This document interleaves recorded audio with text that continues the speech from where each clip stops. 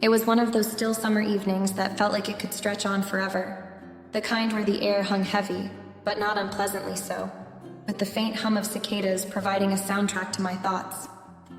I sat on the porch, cradling a mug of chamomile tea between my hands, letting its warmth seep into my palms as I stared out at the faint glow of fireflies dotting the yard. The house behind me was silent, its corners settled into a kind of peaceful stillness I rarely got to enjoy. My husband, Rick, was out of town on another work trip, and while I missed his presence, there was a part of me that welcomed the quiet. Life had a way of getting loud, especially in a house filled with family dynamics as complicated as ours. Ethan was inside. My 20-year-old stepson, Rick's son from his first marriage, was spending the week here while taking a break from college. He'd come back to us last spring after deciding he needed a mental reset, as he put it. I understood that. I'd taken plenty of resets myself over the years. But he'd been quieter than usual this week, even for him, spending most of his time in his room or with his headphones on. I figured he was just decompressing. God knows the boy deserved it, growing up the way he had with all the pressures of being the younger brother to someone like Caleb, Rick's firstborn, the golden child who never seemed to put a foot wrong. I sighed and leaned back in the wicker chair, letting the rhythmic creak soothe my thoughts. I told myself I was just going to enjoy the night.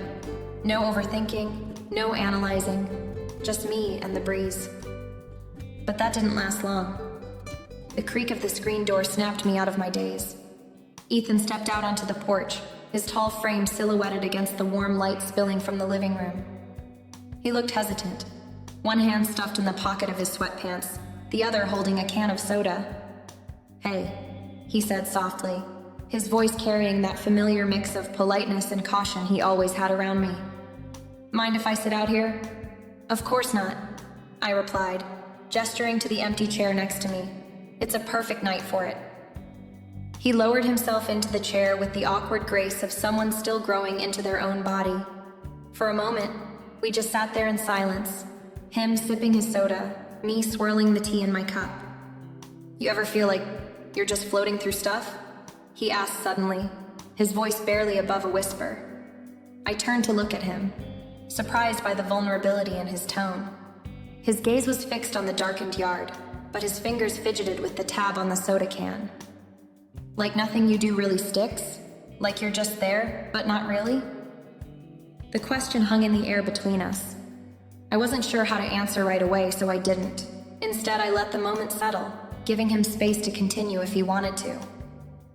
"I don't know," he said after a beat, shaking his head and letting out a bitter laugh. "Forget it. I don't even know why I said that." "No, don't do that," I said gently. "You're allowed to feel what you feel, Ethan. And for what it's worth, yeah, I've been there. More times than I can count." He glanced at me then, his eyes wide and a little surprised, like he didn't expect me to get it. "Really?" "Really," I said. "Life's messy, and sometimes it feels like we're just wading through it, hoping we find something solid to hold on to. It doesn't make you weak or wrong, it just makes you human." He nodded slowly, and for a moment I thought that was the end of it. But then he said, "I guess I just feel like I don't fit anywhere, you know? Caleb's got everything figured out, and Dad's always been so larger than life. And me? I'm just here, taking up space." The sadness in his voice tugged at something deep inside me. I reached out and rested a hand on his arm, squeezing gently. "Ethan, you're not just here. You're thoughtful, kind, and you've got so much potential.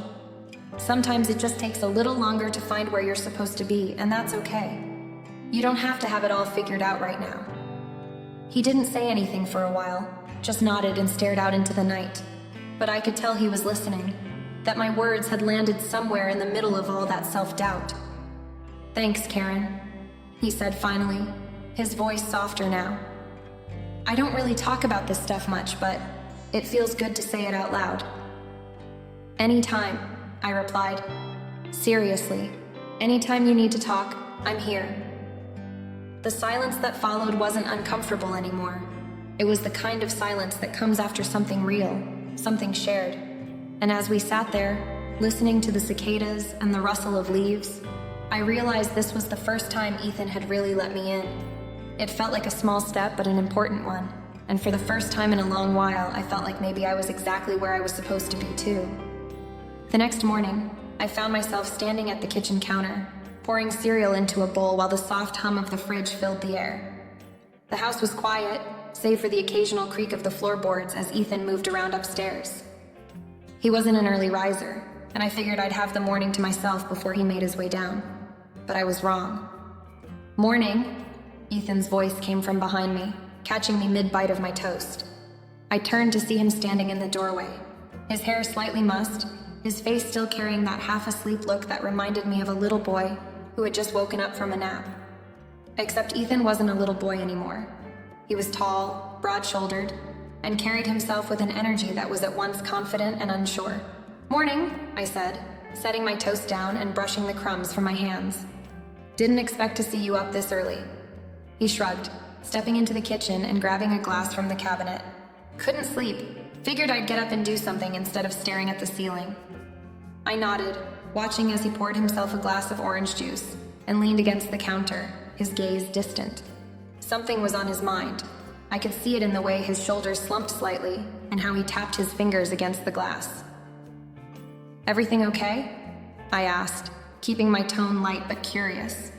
He hesitated, his lips pressing into a thin line as if debating whether or not to speak. Finally, he set the glass down and crossed his arms over his chest. "Do you ever feel like, no matter what you do, it's never enough?" His words hit me harder than I expected. There was a rawness to his voice, a vulnerability that he rarely let slip through the cracks of his usually calm demeanor. "All the time," I admitted after a moment, leaning back against the counter to face him fully. "I think everyone feels that way at some point, Ethan. It's part of being human." He let out a dry laugh, shaking his head. "Yeah, but it's different when it feels like everyone else around you has their shit together, you know? Like Caleb. He's out there killing it, doing everything Dad ever wanted for us, and then there's me, taking a break from college, still trying to figure out what I even want to do with my life." There it was, the weight he'd been carrying. "Ethan," I said gently, "you don't have to compare yourself to Caleb. Your journey is your own, and it's okay if it looks different from his. Honestly, it should. You're not him, and that's a good thing." He glanced at me, his eyes searching mine for something. Validation, reassurance, maybe just someone to tell him it was okay to feel the way he did. "It just feels like I'm stuck," he said finally, his voice quieter now. "Like no matter how hard I try, I'm not moving forward." I took a step closer, resting a hand on his arm. "You're not stuck, Ethan. You're figuring things out, and that takes time. More time than most people like to admit. But it doesn't mean you're failing. It means you're growing." He didn't pull away, and for a moment we just stood there, the quiet of the house wrapping around us like a cocoon. "Thanks, Karen," he said after a long pause, his voice soft but sincere. "I don't know why it's so easy to talk to you about this stuff, but it helps. A lot." I smiled, giving his arm a gentle squeeze before letting go. "I'm glad, Ethan, and anytime you need to talk, I'm here. No judgment, no pressure, just me." He nodded, a faint smile tugging at the corners of his lips as he picked up his glass and took a sip of orange juice. The tension in his shoulders seemed to ease, and for the first time in a while, he looked almost at peace. As I watched him, I couldn't help but feel a surge of protectiveness, and something else I couldn't quite name. It was a quiet moment, but an important one, and I knew it was the start of something different between us, something deeper.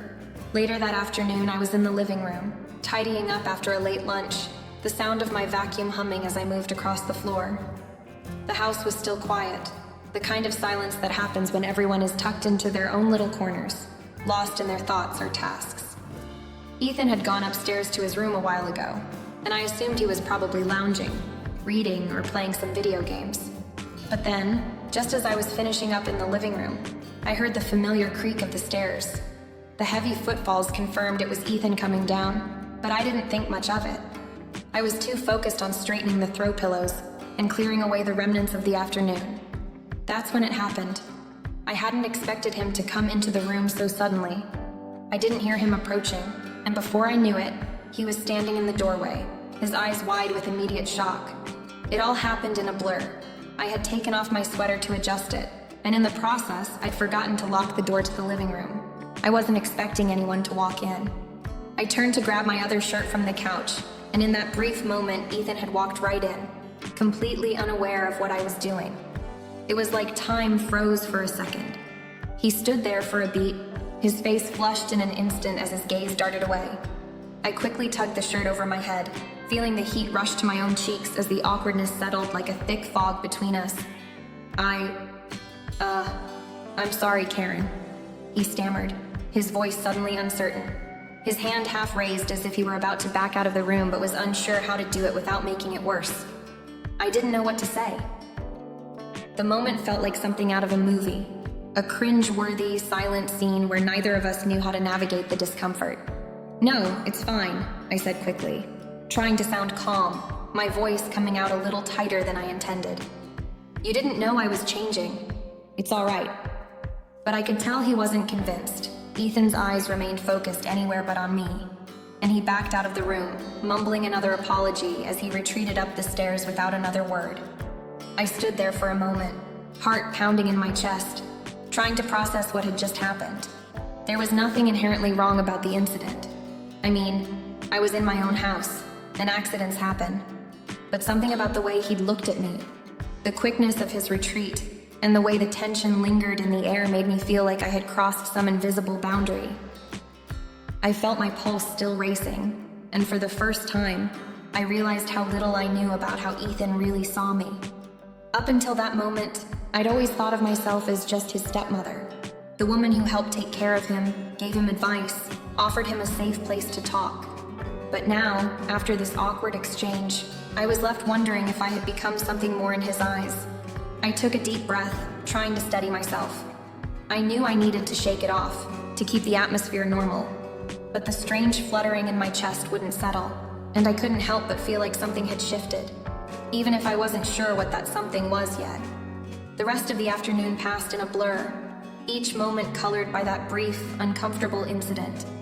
Neither of us mentioned it, but the air felt heavier, more charged, as if the unspoken tension between us had taken on a life of its own. The days that followed felt different. The normal rhythm of our routine had shifted, and I couldn't quite figure out why. It wasn't as though anything drastic had changed, but somehow everything felt heavier. There was an unspoken weight in the air that neither Ethan nor I acknowledged, but both of us could sense. It started small. Ethan seemed to linger around more often, hovering in the kitchen when I was making dinner, sitting on the edge of the couch, even when there was no reason for him to be there. His presence felt more intense, like his gaze would linger just a bit longer than usual whenever our eyes met. At first, I chalked it up to my own overthinking. Maybe I was just still shaken by that incident a few days ago, and I was reading too much into everything. But the more I tried to convince myself it was nothing, the more it felt like something I couldn't define. One evening, I was sitting at the kitchen table going through some bills when Ethan walked in. He didn't say anything at first, just stood by the counter absently scrolling through his phone. But there was something in the way he stood, closer than he usually would be, his presence filling the space in a way that made my stomach tighten. I glanced up at him briefly. "Dinner's almost ready if you want to set the table," I said, trying to keep things casual, keep the situation normal. He nodded but didn't move right away. Instead, he took another step closer, standing just a little too close for comfort. The air seemed to thicken, and I found myself holding my breath, wondering if he was even aware of the tension between us. "Sure," he said quietly, his voice softer than usual, almost hesitant. But then, just as I was about to ask if something was wrong, he seemed to snap out of it, his gaze flicking away from me quickly. "I'll grab the plates," he added, almost too quickly, and he turned away, moving to the cupboard. The rest of the night felt like that. Moments where our conversations would shift, just slightly, but enough to make me wonder. We would talk about random things, but I couldn't help but feel the undercurrent of something unspoken, like we were both on edge, but neither of us dared to mention it. It wasn't just the way Ethan looked at me now, it was the way he moved, the way his body was just a little too close. The way his touches lingered when passing me in the hall or brushing past me in the kitchen. Small things that seemed so insignificant on the surface, but that kept making my heart race whenever I was near him. It was as if the boundary between us had become less defined, and I wasn't sure what to do about it. I wasn't upset, not really. I didn't feel angry or confused, just uneasy, like something was changing, and I didn't know whether I should embrace it or push it away. And the worst part of me deep down wasn't sure if I wanted to push it away. I felt the pull, the intensity in the air between us, and despite everything in me telling me to be cautious, to stay in control, I couldn't help but wonder what it would be like if I allowed it. But I knew that thought was dangerous. I tried to focus on other things, tried to ignore the growing tension, but it was impossible. Each day it grew, quietly, subtly, like a storm that was building but hadn't yet broken. I didn't know what to do. The night stretched out before us like an unexpected gift, one I wasn't sure I was ready to unwrap. But there I was, sitting on the couch, unsure of whether I should feel uneasy or thankful for the moment.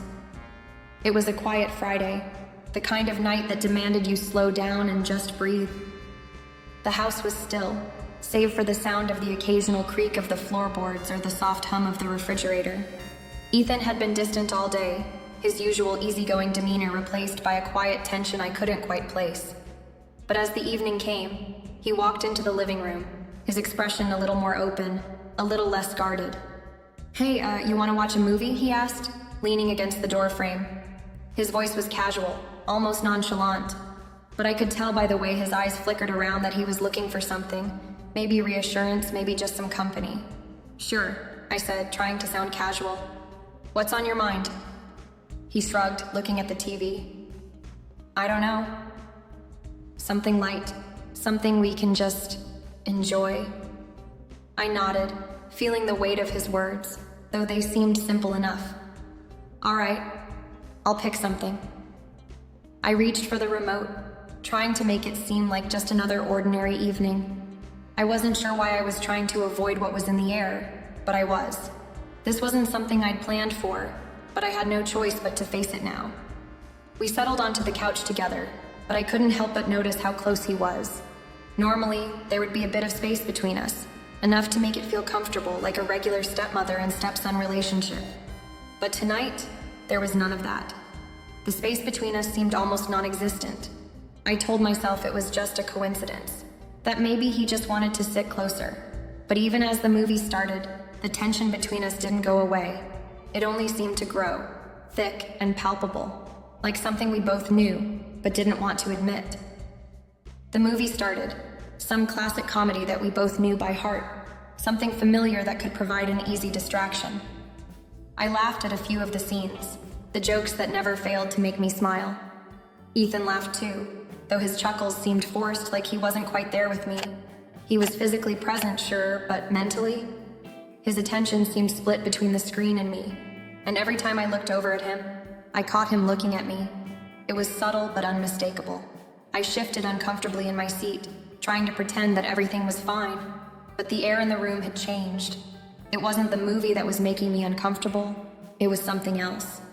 Every time I moved, he moved too, mirroring my position, inching closer without ever meaning to. Or maybe he did mean to.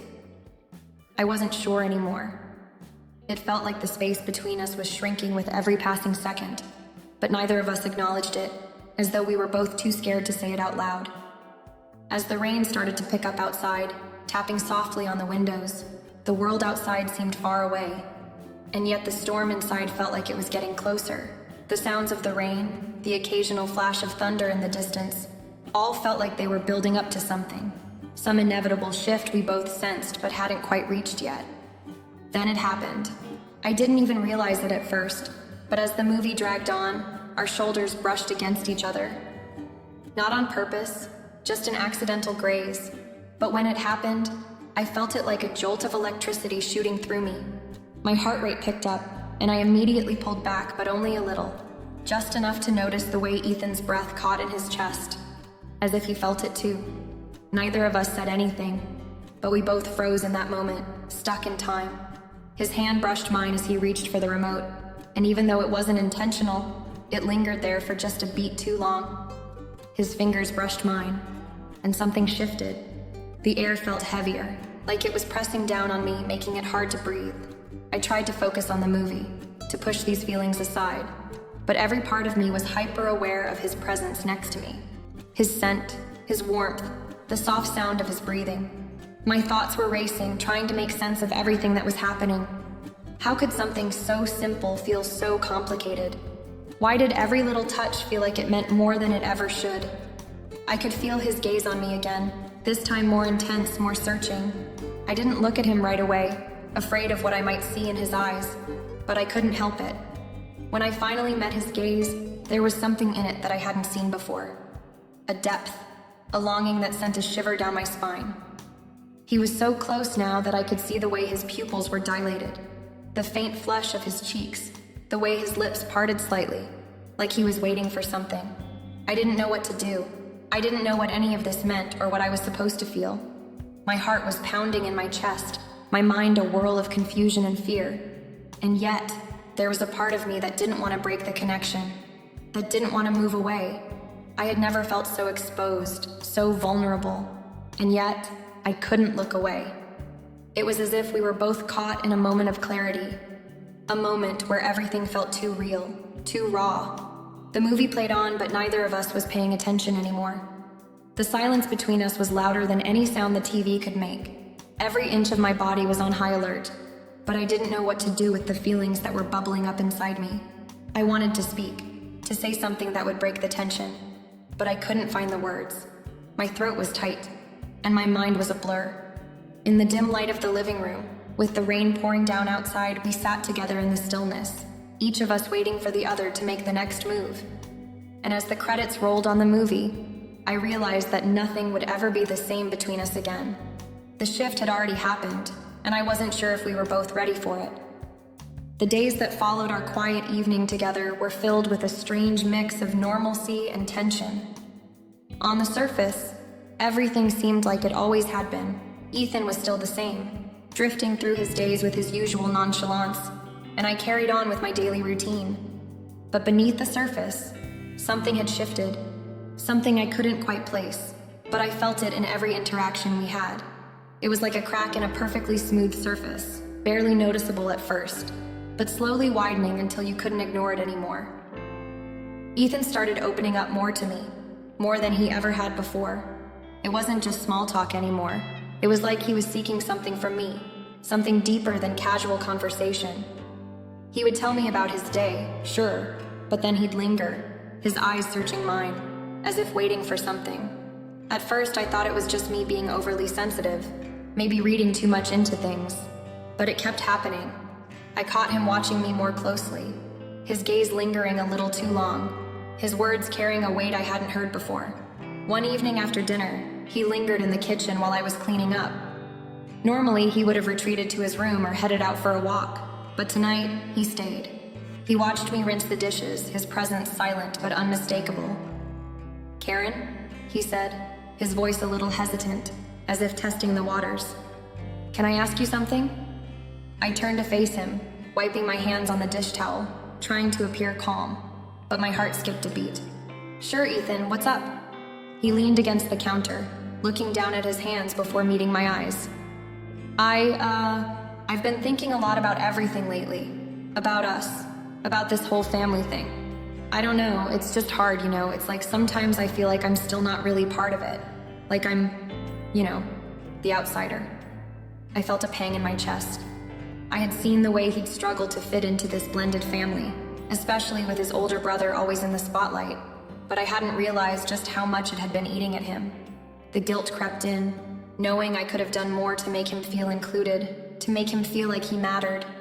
But then again, I wasn't sure how much more I could do. "You know, Ethan, I've noticed that too," I said softly, my voice betraying the sadness I felt for him. "But you're not an outsider. You're a part of this family, even if it doesn't always feel that way. We all have our moments of doubt. It's okay." He looked at me, his eyes dark with something I couldn't quite decipher. "I don't know, Karen. Sometimes I feel like I don't belong here. Like I'm just some afterthought, you know? His words were soft, but they cut deep. I could see how much this had been weighing on him. I wanted to say more, to reach out, to fix it somehow. But instead, I found myself frozen, unsure of how to respond, or if I should say anything at all. Instead, I just nodded, my throat tight, trying to keep the words from spilling out. But he wasn't finished. I guess what I'm trying to say is, I appreciate you, Karen, he continued, his voice a little more steady now, but still carrying a weight of sincerity. I know it's been hard, and I'm not always the easiest person to deal with, but you've always been there for me. You've never treated me like I'm a burden, and I just wanted you to know that it means a lot. I stood there, the dish towel hanging limply from my fingers as I tried to process what he was saying. It was more than just gratitude, more than just appreciation. The way he looked at me, the intensity in his eyes. It wasn't just the words that were unsettling, but the way they made me feel. I didn't know how to respond to that. You don't need to thank me, Ethan, I said, my voice barely above a whisper. That's what family does for each other. But as I said those words, I couldn't help but wonder if something had changed between us.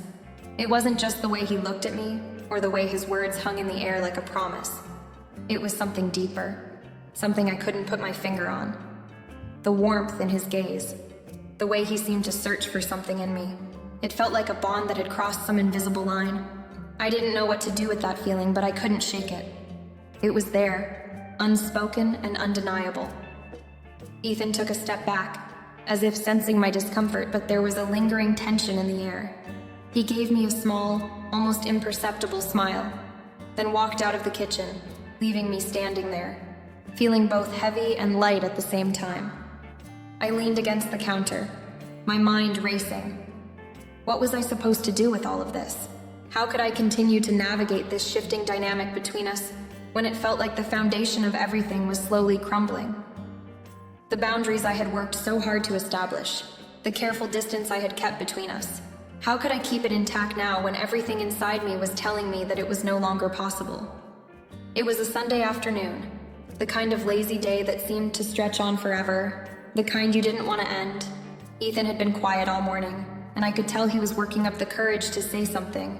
Though what, I couldn't yet understand. I was folding laundry in the living room when he walked in, a look on his face I hadn't seen before. A mix of uncertainty and something else, something deeper. He hesitated at the threshold, watching me with a quiet intensity that made my heart skip. Karen, he said, his voice unsteady. There's something I need to tell you. I felt the air between us thicken. My hands paused, mid-fold, the fabric in my hands suddenly feeling much heavier than it should have. What is it, Ethan? I asked, keeping my tone casual, even though my chest felt tight. He walked in slowly, his gaze never leaving mine. I've been thinking about a lot of things lately, he started, the words coming out in small, unsure bursts. About us, about how things are, and I can't ignore it anymore. I can't pretend that it's just normal anymore, that I don't feel the way I do. I could feel my heart racing now, the room suddenly too small for both of us. My throat went dry and I couldn't even form the words I needed to say. I simply nodded, silently urging him to continue, though a knot had formed in the pit of my stomach. I know it's not right, he said quickly, as if trying to convince himself as much as me. I know it's weird, and I've been trying to push it down, to ignore it, but I can't anymore. Karen, I'm not just grateful for you. I feel something more. Something that goes beyond what a stepson should feel for his stepmother. His words hung in the air like a confession, raw and vulnerable, and I felt my pulse quicken. I wasn't sure how to respond. Part of me wanted to say something, to stop him before it went any further, but another part of me, the part I hadn't been ready to admit was there, wanted to hear it, wanted to know what he was going to say next. I don't know if it's love, Ethan continued, his voice quieter now, his gaze drifting away from mine. But it's more than what it should be, and it's been eating at me for so long, Karen. I don't want to keep hiding it from you because every time I look at you, it feels like there's something I can't ignore. It's like this connection, this pull, and I don't know what to do with it. The room felt like it had closed in on me. My breath came in shallow, erratic gasps as I tried to process what he was saying. My thoughts were a blur, a jumbled mess of emotions. There was disbelief, confusion, and something else I couldn't name. I had known for days, maybe even weeks, that something was changing. But hearing it from him, hearing the words out loud was different. It made it real. I set the laundry down and stood up, my hands trembling. "Ethan," I started, but the words didn't come. My chest tightened as I searched for something, anything to say that would make sense of this. But nothing seemed right. I didn't know how to address it, how to acknowledge it without making it worse. He took a hesitant step closer, his eyes wide with vulnerability. "I'm sorry, I didn't want to make things weird, but I couldn't keep pretending like everything was okay when it wasn't. I didn't want to hurt you, Karen, but I couldn't live with this lie anymore." There was so much going through my mind in that moment. I wanted to tell him that this wasn't okay, that it couldn't be, that I was his stepmother, that this wasn't something I could ever reciprocate. But at the same time, there was this strange pull inside me, this unsettling warmth that made my words stick in my throat. I looked at him, my gaze softening despite myself. "Ethan, you don't have to apologize for how you feel, but we can't..." I stopped, the words feeling inadequate. "You're my stepson," I finally said, my voice barely above a whisper, though it felt like I was shouting. "I know," he said, his voice quiet, but his eyes intense. "I know. I don't expect anything from you. I just needed you to know." I stood there, rooted to the spot, unsure of what to do or say next. My heart raced, and my mind swirled in confusion. I wanted to comfort him, to tell him it would all be okay, that we could work through this somehow. But I also knew that it wasn't something that could be fixed with comforting words. "I don't know what to say, Ethan," I finally managed, my voice shaky. I'm not sure how to handle this." He nodded, his expression a mix of relief and sadness. "I didn't expect you to know. I needed you to hear me." And with that, he turned and walked out of the room, leaving me standing there, my heart pounding in my chest, still trying to wrap my mind around what had just happened. The room felt emptier now, quieter, though it wasn't the silence that unsettled me. It was the weight of his confession, and the way it made me question everything I thought I knew about myself, about him, and about our relationship. I didn't know what the future held, or what it meant for us now, but I did know one thing for sure. Things could never go back to the way they were. The following days after Ethan's confession were a whirlwind of emotions. I couldn't stop thinking about that conversation, replaying every word he had said over and over in my mind. It felt like the world had shifted beneath my feet, and I wasn't sure where I stood anymore. Ethan's feelings had laid bare something I wasn't prepared for, something I had felt stirring beneath the surface for weeks, but never dared to acknowledge. We didn't talk much in the days that followed. There were moments when I would catch him glancing at me, a fleeting look that told me he was still processing everything, just like I was. The air between us felt charged, thick with the weight of what had been said, but neither of us was ready to confront it fully. The space we had once occupied so comfortably now felt too small, too close. I could feel the pull between us, but I didn't know how to navigate it. On the third evening after his confession, I found myself sitting on the back porch, staring out at the horizon as the sun dipped below the tree line. The evening was warm, the kind of late summer night that felt like it could go on forever. I had always found comfort in these moments of quiet solitude, but tonight, it felt different. It felt as if the weight of everything that had transpired was pressing down on me, and I wasn't sure how much longer I could bear it. I heard the soft creak of the door opening behind me, and I didn't have to turn around to know it was Ethan.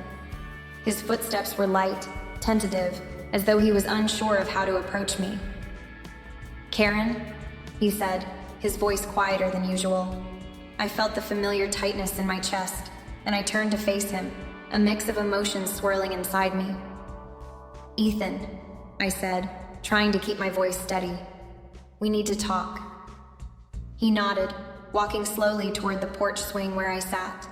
He sat beside me, but there was a careful distance between us, an invisible barrier neither of us had crossed since that afternoon. We sat there in silence for a few moments, the weight of our unspoken thoughts filling the space around us. "I've been thinking about what you said," I finally spoke, my voice barely above a whisper.